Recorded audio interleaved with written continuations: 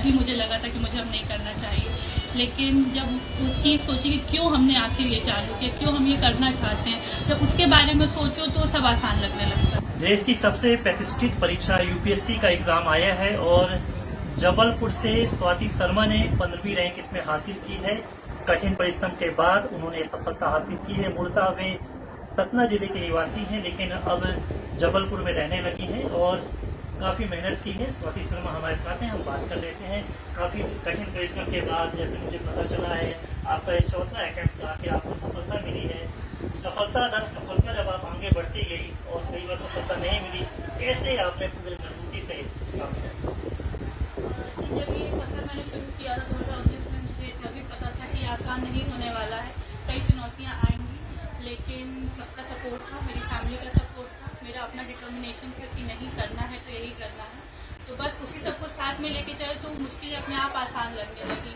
जो मोटिवेशन थी वो हमेशा इतनी ज़्यादा एम्पावरिंग थी कि जो कठिनाइयाँ थी वो फिर छोटी लगने लगी और फिर मैं आगे बढ़ती। आपका एजुकेशनल बैकग्राउंड क्या था, आपका स्ट्रीम क्या था? जी, मैंने इंजीनियरिंग किया हुआ है, कंप्यूटर साइंस इंजीनियरिंग यहाँ जबलपुर में। कितनी सहायता मिली इंजीनियरिंग से, क्योंकि सब्जेक्ट तो डिफरेंट होते हैं, पूरी तैयारी आपको अलग तरीके से करनी होगी? जी, इंजीनियर कुछ खास ऐसा कंट्रीब्यूशन जो कि फील्ड्स अलग हैं, लेकिन ये था कि एक बेस स्ट्रॉन्ग था स्कूल से ही, कॉलेज में ही, तो वो सबका थोड़ा बहुत सपोर्ट था। और इंजीनियरिंग थोड़ा बहुत पेशेंस सिखा ही देती है, जो कि काफ़ी यूपीएससी में हेल्प करता है। जो क्वांट वाला पार्ट होता है, जो सीसैट का प्रीलिम्स का पेपर था, वहाँ इंजीनियरिंग का काफ़ी हेल्प मिल गया था। जाहिर सी बात है आपका बैकग्राउंड सारा इंग्लिश रहा होगा। जी, तो हिंदी और इंग्लिश की परिभाषा जो अलग अलग बदलती रहती है, कितनी मदद मिलती है इंग्लिश बैकग्राउंड में? सिलेबस वगैरह कवर करना, बुक्स कवर करना, ये सब चीज़ें कितनी उपलब्धता होती है आपको? जी, इंग्लिश जाहिर बात है, इंग्लिश का जो मटेरियल है वो काफ़ी अवेलेबल होता है, वो ज़्यादा मात्रा में भी है। हिंदी में मटेरियल सर्च करने में, टेस्ट सीरीज खासकर सर्च करने में थोड़ा इशू आता ही है, लेकिन अगर आप थोड़ा मेहनत करेंगे, थोड़ा हार्डवर्क करेंगे, अपना डेडिकेशन देंगे, फोकस देंगे, तो सब आसान हो जाएगा। जैसा कि आपने पहला अटेम्प्ट दिया होगा, तो क्या आप प्री क्लियर कर पाई थी क्या पहले अटेम्प्ट में? प्री कब आपका क्लियर हुआ? पहले अटेम्प्ट में, सेकंड अटेम्प्ट में कब हुआ? जी, मेरा सेकंड अटेम्प्ट में प्री क्लियर हुआ था, फर्स्ट में नहीं हुआ था।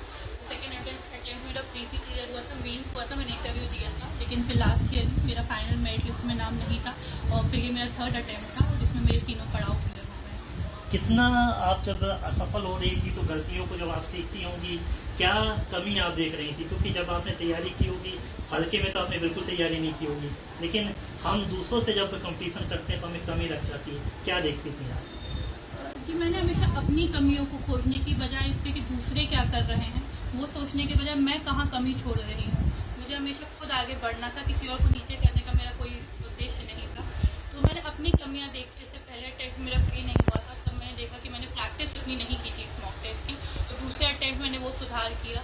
मैंने प्री के पहले 90 से ज़्यादा मॉक लगाए थे और लास्ट ईयर मतलब मेरा नहीं हुआ तो मैं लास्ट ईयर अपनी गलतियों से सीखा कि मुझे अपना आंसर और अच्छे से प्रेजेंट करना है, अपनी कम्युनिकेशन स्किल्स पे वर्क करना है, जो मैं इंटरव्यू में जवाब दे रही हूँ वो सही तरीके तक उन तक पहुँच सके, वो उनको सेटिस्फाई हो सके, वो तो इन सब चीज़ों पर मैंने काम किया। कोचिंग की आवश्यकता आपको पड़ी और कोचिंग में कितनी सहायता की अगर आपने कोचिंग की है तो? जी, मैंने कोचिंग करी हुई है, 1 साल में दिल्ली में रहकर मैंने कोचिंग की है और हमारा फैमिली बैकग्राउंड, कभी भी हमारी फैमिली में ना कभी किसी ने तैयारी की ना आगे इस चीज़ में है, तो मुझे कोचिंग का नीड था क्योंकि मुझे एक डायरेक्शन चाहिए था। मुझे यूपीएससी बस पता था एग्जाम होता है, ऐसे होता है, लेकिन उसके अंदर कैसे पढ़ना होता है, क्या चीज़ें छोड़नी होती है, मार्केट में इतना मटेरियल है तो कितना अवॉइड करना होता है, कितना हमारी नीड का है, तो इन सब चीज़ों ने कोचिंग में मेरी बहुत हेल्प की है। वहाँ फैकल्टीज काफ़ी हेल्पफुल थे, मैनेजमेंट स्टाफ अच्छा था, उन लोगों ने एक डायरेक्शन प्रोवाइड किया है मेरी पढ़ाई का, एक मेरा स्ट्रॉन्ग बेस तैयार किया था यूपीएससी के। कोचिंग हमने कब शुरू की?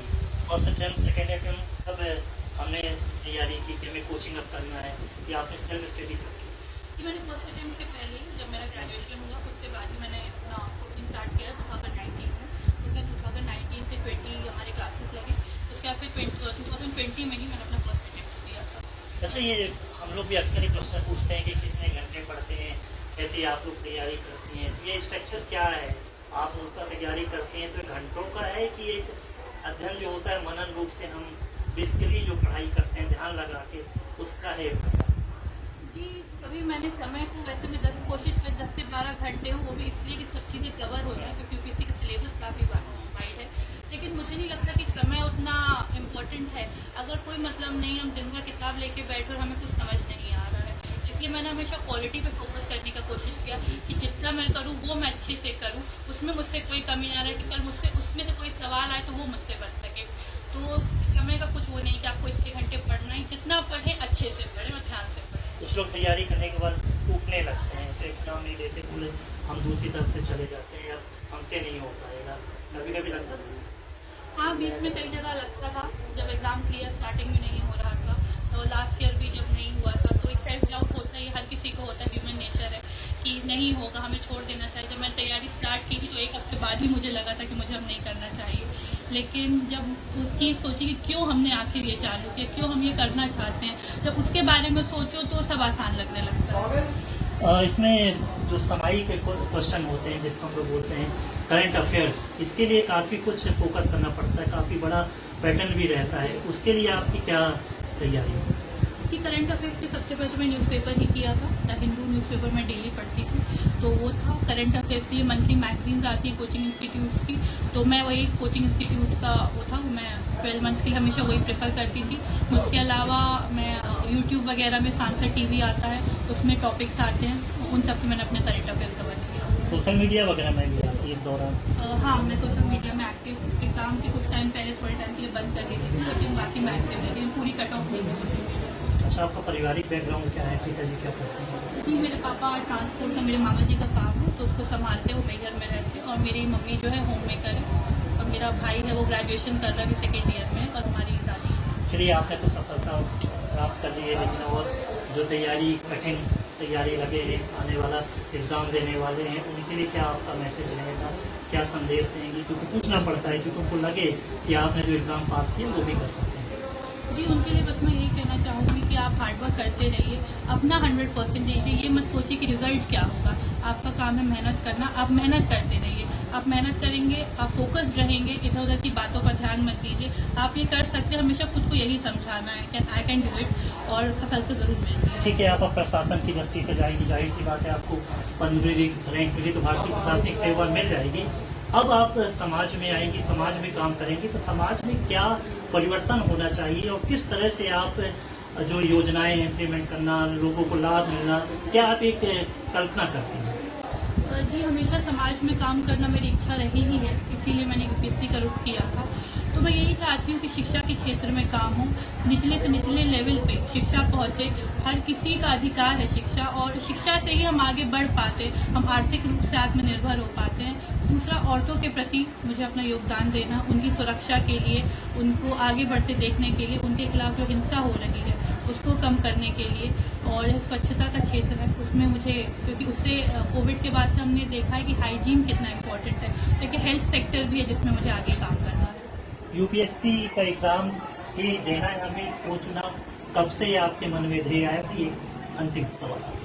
जी, ये मेरे पापा हमेशा से चाहते थे कि मैं IAS बनूँ, मुझे एग्जाम का कुछ आइडिया नहीं था, लेकिन वो चाहते थे, उनको बस ये था कि मैं IAS बनूँ। उन्होंने जब मुझे ऐसा बोला करके, मैंने 2nd ईयर में फिर मुझे लगा कि मैं प्राइवेट जॉब या मैं इंजीनियरिंग फील्ड में अपना करियर नहीं बनाना चाहती हूँ, मतलब सेल्फ सेटिस्फाइड नहीं होंगी। तो मैंने ये एग्जाम के बारे में पढ़ा, तो एक वो सोसाइटी के लिए काम करने की इच्छा जगी। आसपास में भी हम देखते थे औरतों के खिलाफ हिंसा होती थी, गरीब लोग थे उनको उनका हिस्सा नहीं मिलता, तो जो भी चीज़ें, ये सब एक ऐसे मोटिवेटिंग फैक्टर बनी कि मैं कैसे इनकी मदद कर सकूँ। तो इन सब का ही जुड़ाव हुआ, और फिर मैंने सोचा कि ये एक यूपीएससी ऐसा हुआ जिससे मुझे पदवी मिलेगी, जिससे मैं उनके लिए कुछ कर पाऊंगी, तो मैंने यूपीएससी का।